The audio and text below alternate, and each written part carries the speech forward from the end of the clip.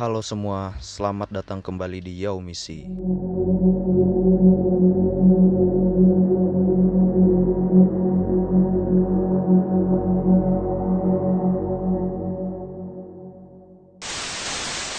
Di sini gua mau bercerita sebuah cerita yang dibagikan oleh akun Twitter dari @wahyuaryan. Link ada di deskripsi jika kalau kalian ingin membaca di Twitter. Jadi di sini Wahyu Aryan membagikan sebuah cerita pengalamannya, pengalaman horor yang berada di kota Semarang dan Temanggung. Tepatnya di jalan yang menghubungkan antara kedua kota tersebut, yaitu di sebuah jalan alternatif. Jalanan ini melintasi belantara yang berada di kota Sumowono. Mohon maaf, maksudnya di desa Sumowono. Berada di dataran tinggi dan didominasi hutan. Jalanan Sumowono ini kerap kali disambangi kabut. Dan ditambah minimnya penerangan di sana, sehingga membuat kesan tersendiri bagi orang yang melewatinya di malam hari.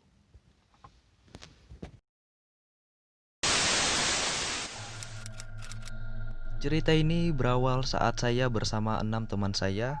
Sebut saja namanya ada Ahmad, Fitri, Rahayu, Yunita, Yola, dan yang terakhir ada si Yusril. Ketika itu kami melakukan perjalanan pulang ke kota Semarang selepas dari pendakian ke Gunung Sikendil di Temanggung. Saat tiba di pusat kota Temanggung, kami singgah sejenak ke rumah teman kami yang bernama Vega. Kurang lebih pukul 5 sore kami tiba di sana. Setibanya kami disambut Vega dan berbagai makanan yang tersaji di kediamannya. Tanpa berpikir lama, kami nikmati sajian yang ada. Terlihat semua kawanku sangat lahap, mungkin dampak karena baru turun dari gunung. Dan selesai sholat maghrib, kami pamit pulang untuk melanjutkan perjalanan. Tapi langkah kami tertahan dengan ajakan Vega yang mengajak makan di kafe di dekat rumahnya. Karena tidak baik jika menolak rezeki, akhirnya kami mengiyakan ajakan si Vega. Saat makan, sangat terlihat wajah kami yang sangat lelah, terutama wajah si Yunita. Tanpa terasa jam sudah menunjukkan pukul 7.45 malam, yang artinya kami harus melanjutkan perjalanan pulang. Estimasinya 2 jam kami akan tiba di Semarang. Itu kalau perjalanan kami lancar. Jam 8 malam kami mulai perjalanan. Tandanya kami akan melewati dingin dan gelapnya jalanan di desa Sumowono. Di perjalanan pulang, saya dan Yola berboncengan berada di posisi paling depan, diikuti oleh Ahmad dan Fitri, Yunita dan Rahayu, dan yang berada di posisi paling belakang ada Yusril.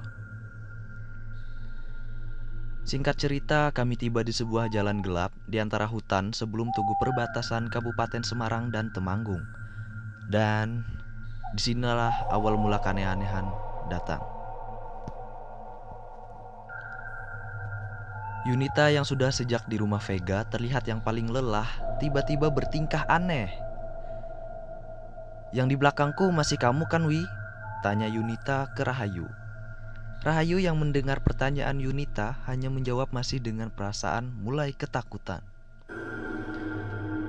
Rahayu yang mulai merasakan keganjilan mulai berdoa dan membaca ayat kursi. Saat itu Yunita berada di depan mengendarai sepeda motornya. Yunita yang sudah mulai bertingkah aneh hanya melamun di sepanjang jalan, sampai-sampai mempengaruhi caranya berkendara. Rahayu yang berada di belakangnya semakin berpikir yang tidak-tidak. "Yun, kamu kenapa?" tanya Rahayu.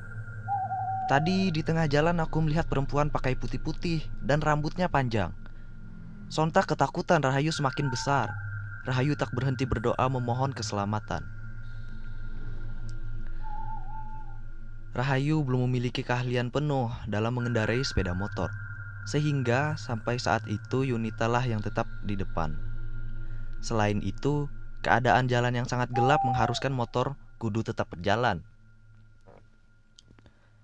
Yusril yang berada paling belakang mulai merasakan gelagat Yunita yang tidak seperti biasanya. Seringkali Yusril berkendara tepat di sebelah Yunita hanya untuk mengajaknya mengobrol demi mendinginkan suasana, tapi usahanya ini nihil. Agak jauh setelah melewati tugu perbatasan, keadaan tak berangsur membaik. Yunita semakin tak beraturan membawa motor hingga akhirnya Rahayu melihat tubuh Yunita seperti ada yang menarik ke belakang. "Aku gak kuat, pengen pingsan," ucap Yunita setelah badannya tertarik. Mendengar ucapannya, Rahayu sontak minta Yunita berhenti di pinggir jalan untuk bertukar posisi. Walaupun di posisi itu Rahayu tak yakin dengan dirinya sendiri, melihat Yunita dan Rahayu menepi, Yusril ikut. "Kenapa Yu?" tanya Yusril ke Rahayu. "Biar aku gantiin aja yang nyetir motornya," jawab si Rahayu. Yusril yang sudah paham hanya membiarkan dan menyuruh lekas kembali untuk jalan. Sebelum berjalan, Rahayu mengingatkan Yunita dan Yusril agar membaca ayat kursi dan beristighfar di sepanjangan jalan. Di jalanan, Yunita yang berpegangan ke Rahayu hanya diam dan melamun. Rahayu dan Yusril terus berusaha mengajak Yunita mengobrol, walaupun hanya dijawab sederhana dengan wajah yang lemas, tapi Yunita sadar di sepanjang jalan. Setibanya saya di persimpangan Pasar Sumowono, saya dan Yola yang berada di depan cek semua rombongan dan terlihat semua ada di belakang. Setibanya di daerah Bandungan, jalanan sudah agak ramai. Tanpa sadar, rombongan Ahmad, Fitri, Rahayu, Yunita, dan Yusril sudah tidak terlihat lagi di belakang. Di situ saya mulai mengurangi kecepatan hingga akhirnya sampai di persimpangan jalan raya. Saya dan Yola berhenti menunggu. Tak lama Ahmad dan Fitri datang. Sudah 10 menit Yunita, Rahayu, dan Yusril belum juga sampai hingga akhirnya mereka sampai, tapi mereka terus jalan tanpa menghampiri kami. Menyadari keberadaan saya, Yusril hanya mengatakan, "Nanti berhenti di Indomaret depan," dengan wajah panik. Saya dan Ahmad hanya bertanya-tanya karena kami belum tahu apa yang sedang terjadi. Saat di Indomaret, terkejutnya saya melihat Yunita menangis di atas motornya.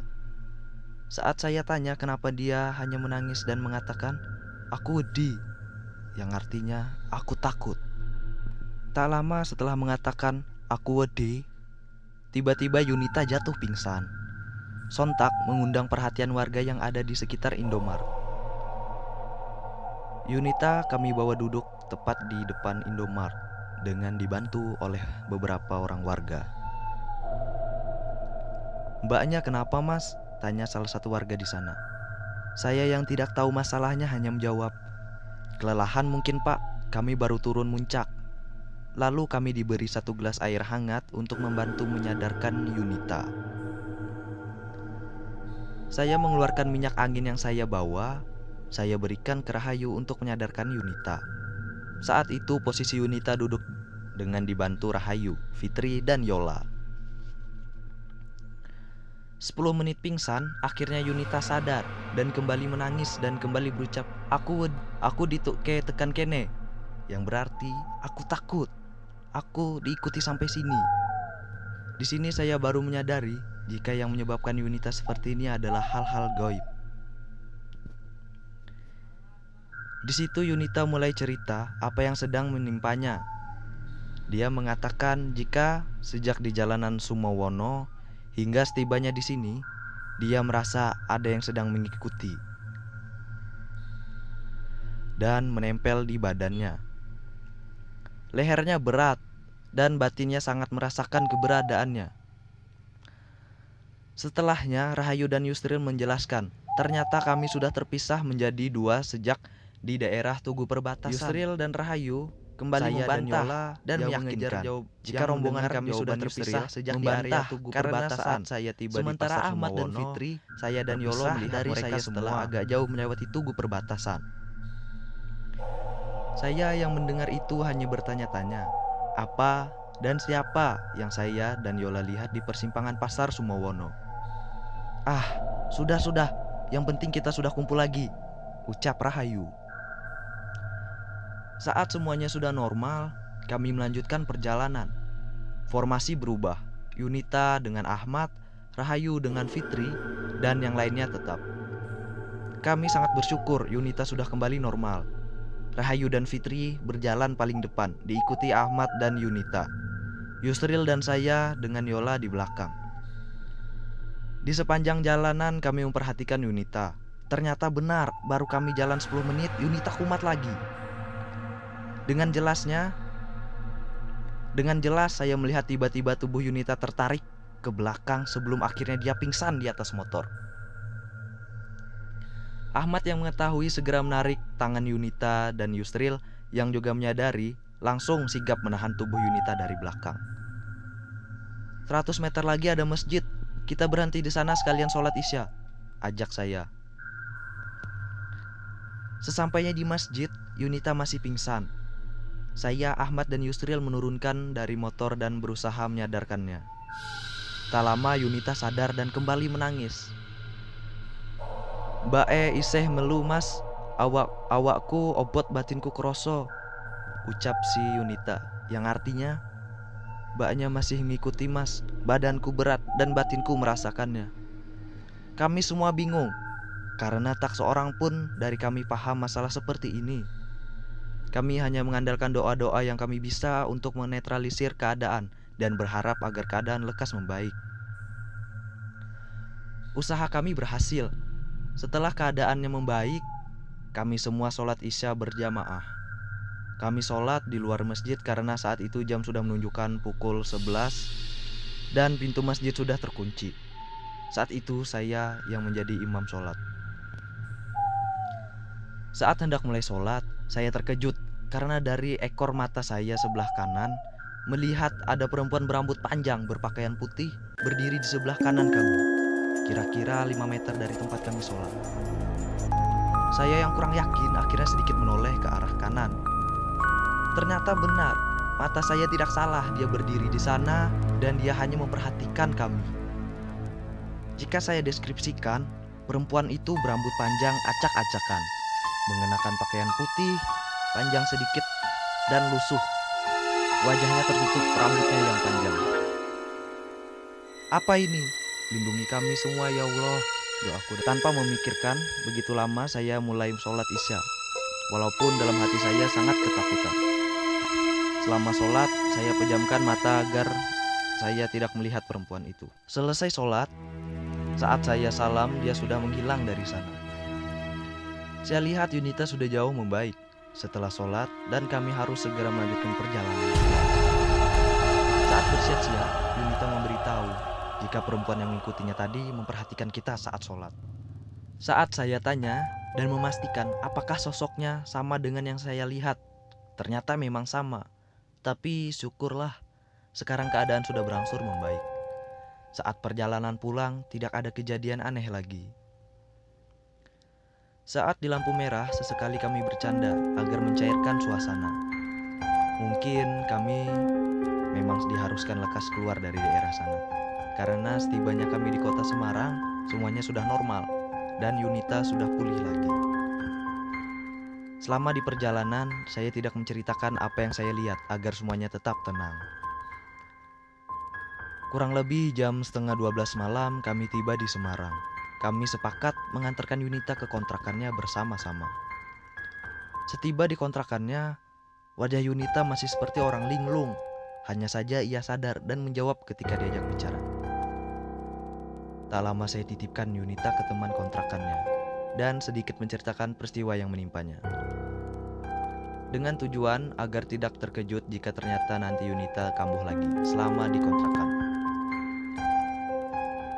Hari berganti. Saya sudah melihat Yunita di kampus lagi. Kami kembali kumpul lagi dan banyak menceritakan kejadian-kejadian menarik selama perjalanan kami. Di sini saya baru mengetahui jika Yunita memang sedikit peka dengan hal-hal seperti itu.